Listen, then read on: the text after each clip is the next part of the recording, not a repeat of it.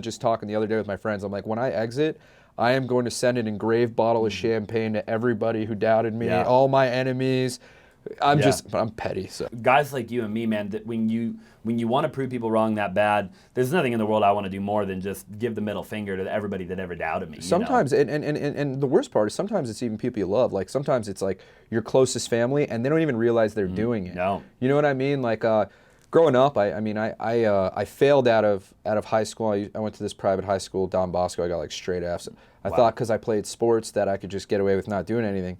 Then I went to Fairlawn High School in New Jersey. I had like a 1.2 GPA, and I had a lot of friends, but like people always would like, I just knew, they would think I was in like kind of like the dumb classes. Yeah. And people would think I was stupid, and I would hear things, people talking behind my back. Everybody's going to college. I went to community college before I went to Arizona State. I remember one time, the kid's like, yeah, that kid's a real winner, like saying it sarcastically. And that fueled you. Stuff like that, just like, I'll never forget it. Yeah. And that was 15 years ago, and I still, like, I'm still like, you mother. So where do you think, in your opinion, then, I'm going to flip it back on you, and more specifically even, what's the difference between, because I think at some point, everybody gets doubted, right, in life. I mean, I think to a certain degree. I mean, I don't think there's anybody that can just live 18 years of life, grow up, and not a single person ever doubts them. More has to happen. So what's the difference between people that doubt people? Because some people doubt people, and then the person that got doubted, they just live up to that exact standard that was set on them.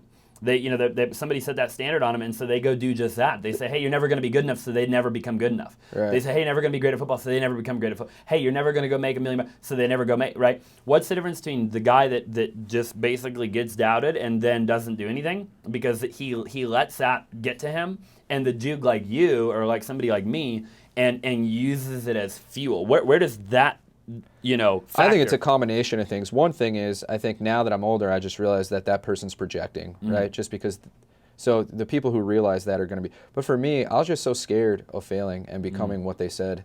Yeah. I was so scared of them being right. Right. So scared of that humiliation. Like over my dead body, would they be right, But it's not just that, the doubting thing, like when I was 16, my family lost their house. We ended up living in a family friend's basement. They had to sell their home. We couldn't afford it anymore. My dad lost his business.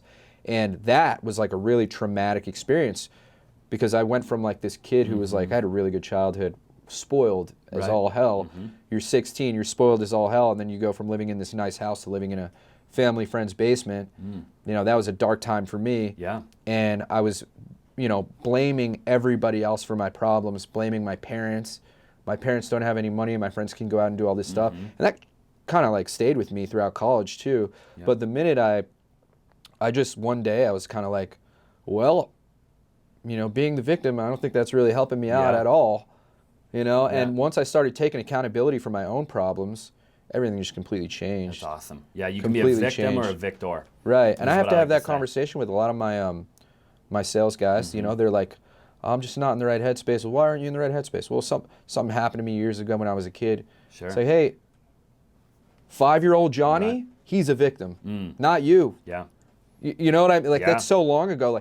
And the more you let that consume you, the more the worse it's going to get. Like you cannot let that own you. That's not who you are. Yeah. No, I like that a lot. A lot of people have that kind of. They look for it's.